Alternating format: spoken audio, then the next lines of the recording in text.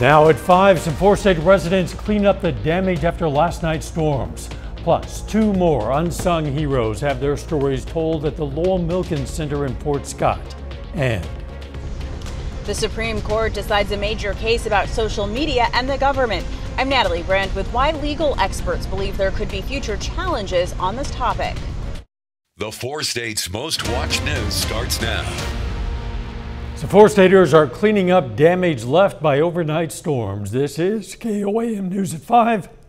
I'm Dow Quick.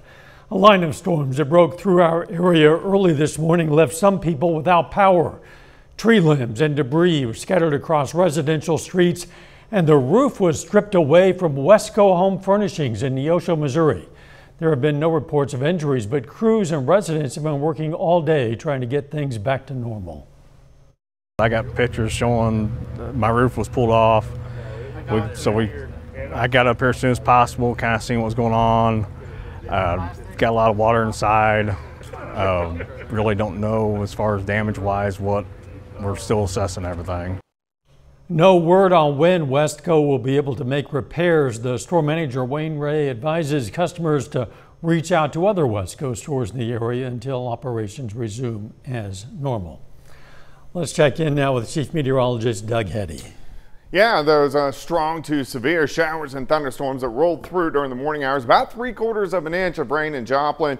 So that puts us at almost 19 for the year, but still a deficit of almost 5 inches. But we closed that gap a little bit. We really needed that rain during the morning hours. Obviously, we didn't need the severe weather, but a little bit cooler today, mid to upper 80s across the region. We still have heat indices, upper 80s to lower 90s at this point in time.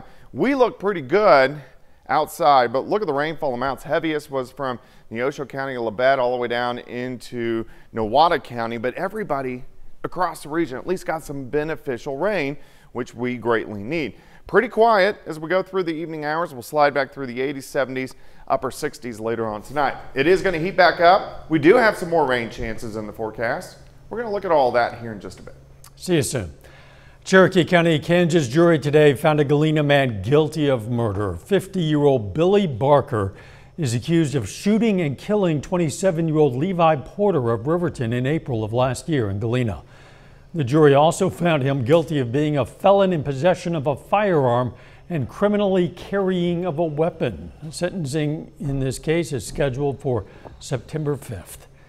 The U.S. Supreme Court has sided with the Biden administration in a challenge over the government's communication with social media companies during the COVID-19 pandemic and 2020 election.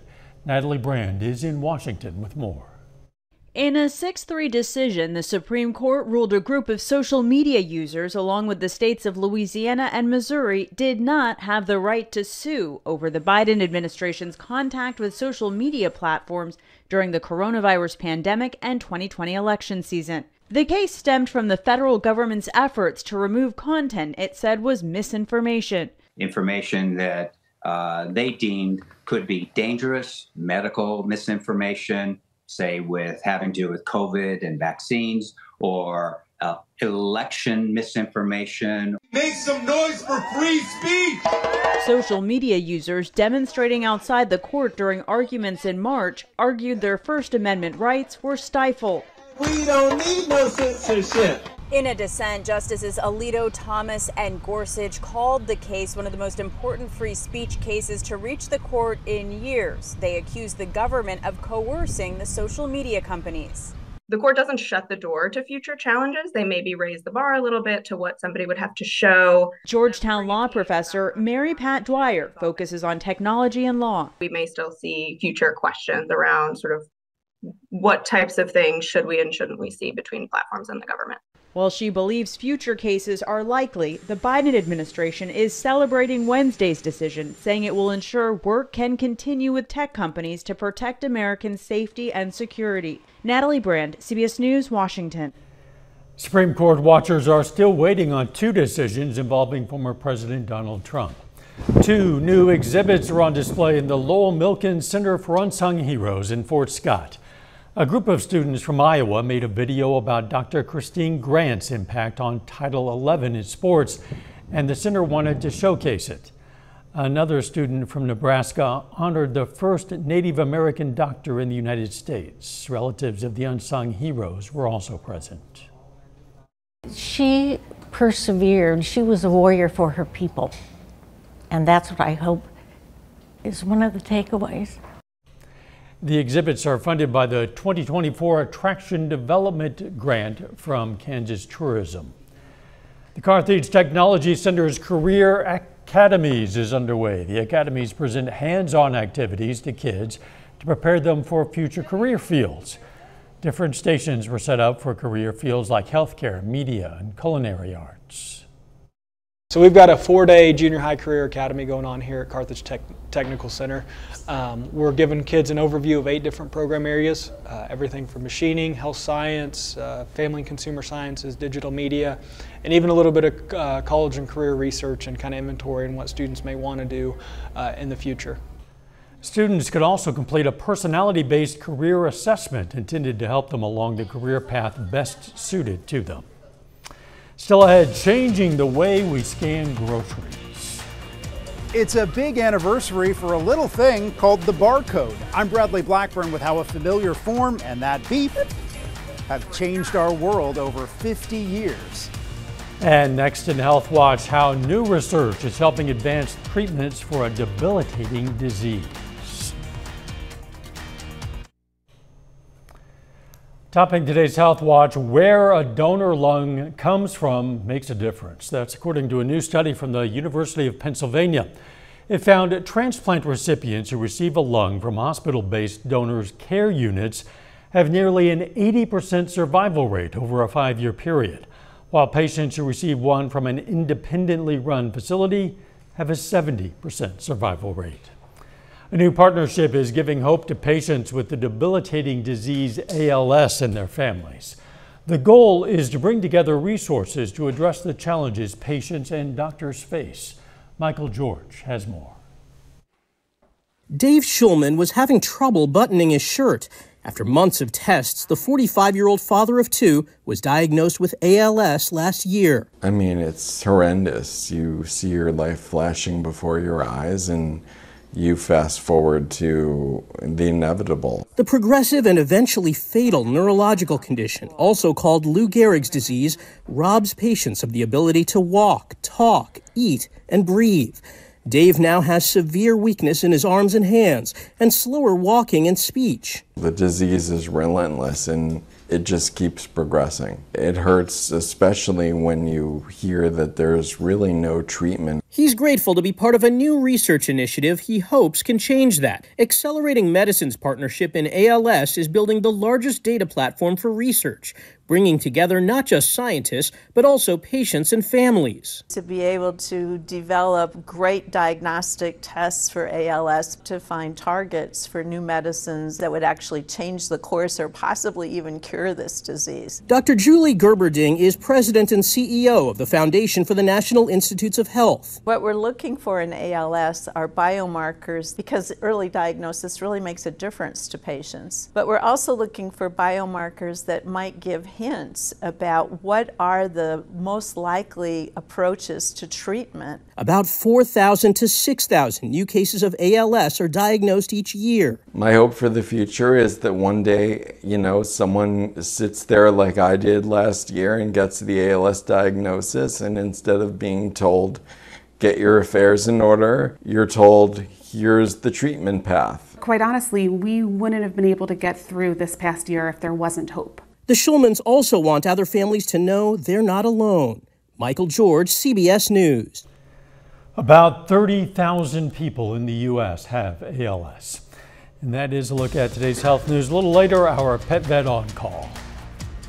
Hi, I'm Dr. Eva Dudek from Parsons Pet Hospital. Coming up, we'll give you some hints on how to attract Baltimore Orioles into your yard. Plus, we're going to start to heat back up over the next few days. Also, some rain chances. We'll look at that coming up.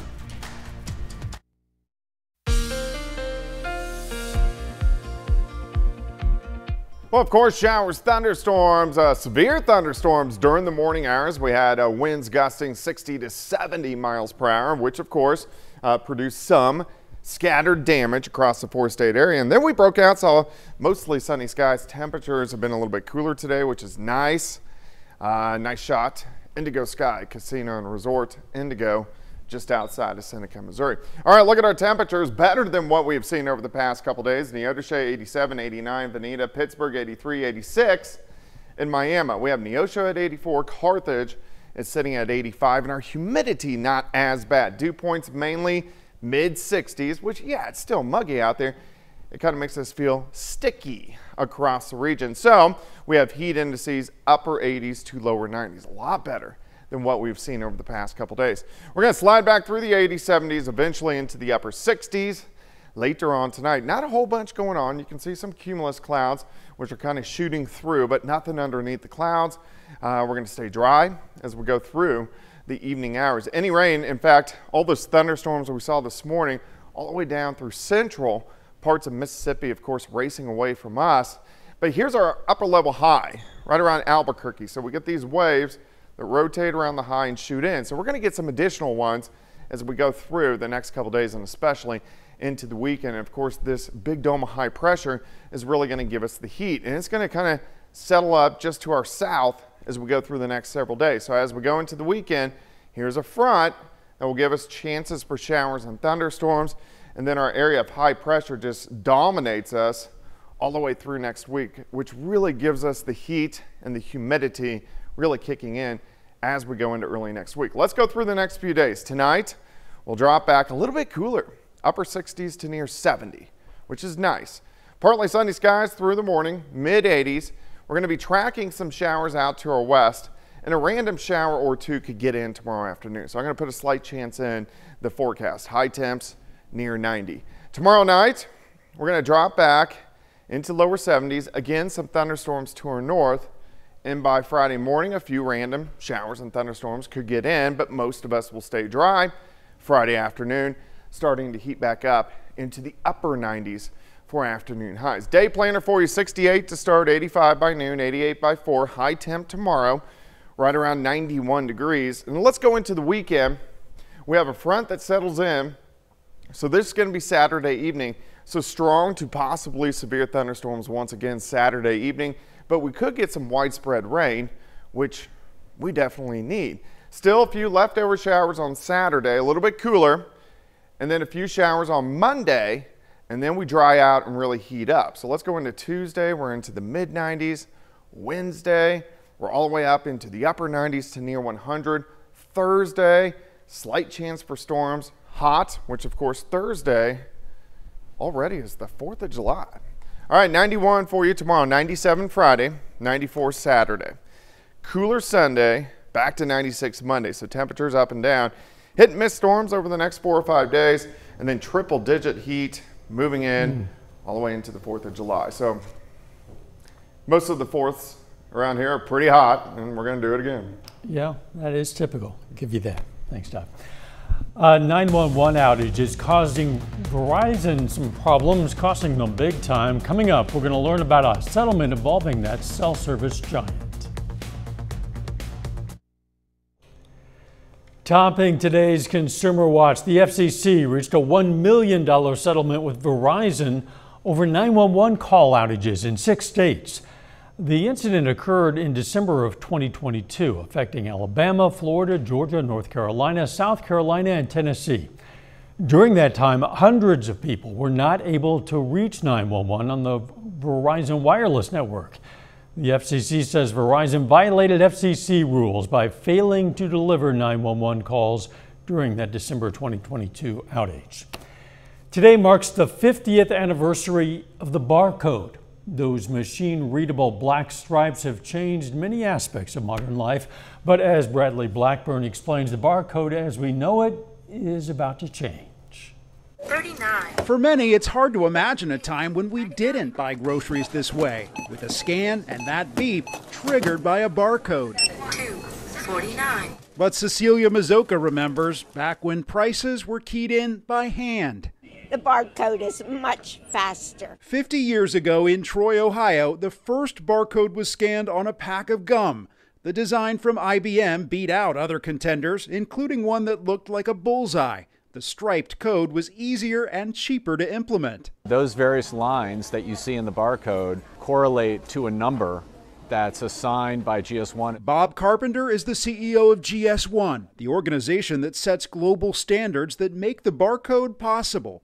Today, we estimate that over 10 billion products are scanned with a barcode every single day in retail establishments around the world. Barcodes go far beyond grocery stores. The technology is crucial to the supply chain, healthcare, and airplane tickets. Even robots can easily perform scans. This also helps for the store to know what items to reorder. And it's become part of the culture, from barcode tattoos to children's toys.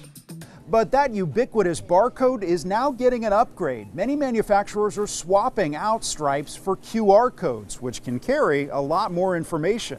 All of a sudden, everybody can interact with that package and gives the shopper a window into all sorts of additional information. That switch could happen as soon as 2027. But even after the barcode goes, the revolution these little lines launched is here to stay.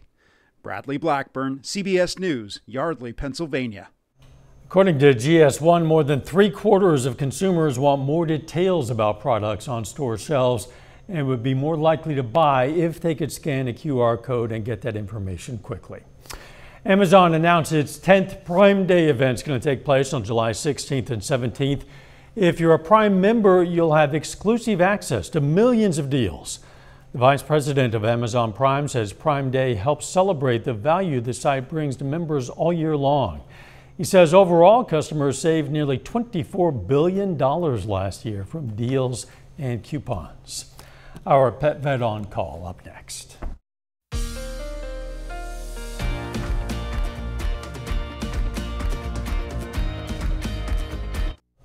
Up next on the CBS Evening News, why more pediatricians are talking gun safety in routine checkups. Then on KOAM News at 6, we're going to have more on the storm damage cleanup in southwest Missouri. Plus, the regional director of the Better Business Bureau provides tips to safely hire an HVAC contractor. And a Pittsburgh High School senior signs to continue his basketball career at the collegiate level. Stay with us for the CBS Evening News and then KOAM News at 6. All sorts of colorful birds live in the 4 states, or at least pass through the area. But to get them to your yard, well, some might require more coaxing than others. Today's question for our Pet Vet on Call: how can I attract Baltimore Orioles to my yard? You have to start early in their migration pattern, and that tends to be the 1st of April. They winter over the Florida and Central America, and they start to migrate up this way through our area about the beginning of April. But it may not be too late. They like nectar. Their favorite tends to be oranges and grape jelly. Go figure, someone figured that out. And they are attracted to bright orange colors. There are actually Oriole feeders that give you a little peg to put an orange wedge on and little wells to put grape jelly in. And as they are migrating through and they see their favorite treats there, they are more likely to gather and stick around. And if you're lucky, come back next year. Hey, we invite questions from anyone. If you have a question, you just send it to petvet@koamtv.com. Dr. Eva Dudek from the Parsons Pet Hospital answers a different question or brings us a fun fact every Wednesday on KOAM News at 5. You can also find answers to previous questions on our website. All right, let's check out our picks of the litter for the week. From the Joplin Humane Society, we have Greg. The society says he's an adult male short-haired cat. And from the Southeast Kansas Humane Society, we have a 1-year-old female cattle dog shepherd mix. Her name is Dingo. The shelter says she was found abandoned on a dirt road, but has adapted to life at the shelter very well. If you're looking for a pet, why not check out your local Humane Society? Not a bad evening to get outside with the pets. A bit cooler than we've experienced. It is, and the humidity is a little bit lower, so the evening hours are actually going to be pretty good. But we are going to start to heat back up the next few days. 91 tomorrow, a random storm in the afternoon, and again a random storm on Friday. Better chances late Saturday into Sunday. Temperatures kind of up and down, but mainly up the next several days. Thanks, Doug, and thank you for joining us. The CBS Evening News is next. And of course, we're going to be right back here for KOAM News at 6. See you then. Let's make it a great evening.